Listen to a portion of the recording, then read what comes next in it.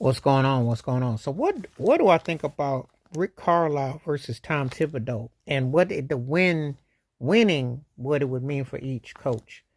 It would do wonders for their resume. For Carlisle, if he was to go and take the Pacers and win the whole chip, that'd be his second chip he won with the Dallas Mavericks or the Miami Heat back in 2011. This one would probably just be as almost unprecedented because no one saw the Pacers. I mean, at least Dallas had Dirk Nowitzki.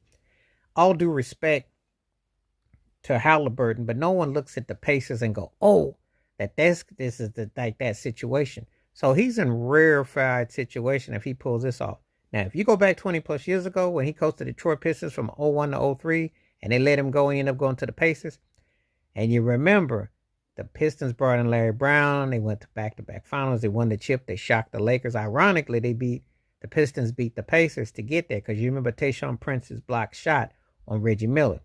And Rick Carlisle was always like that coach that was really good, but could he get over the hump? And he did with Dallas. And he had some interesting successes on his journeys with Detroit, Dallas, and now the Pacers.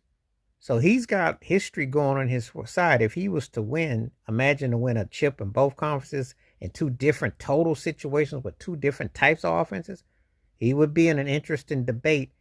Is he considered a top 10 NBA coach if he wins? We can come back and revisit that. That's how big a chip for him with Indiana would be. Because Rick Carlisle has been kind of one of those guys that got taken for granted, kind of passed on. This could be real interesting if he's to pull this one off. This could be real interesting. So he's got a lot at stake for his legacy. And I'm just sizing it up. What a ring, sizing up Rick Carlisle versus Tom Thibodeau, what a ring would mean for each. For Carlisle, he would go in rarefied company. And his future would be even more brighter. I kid you not.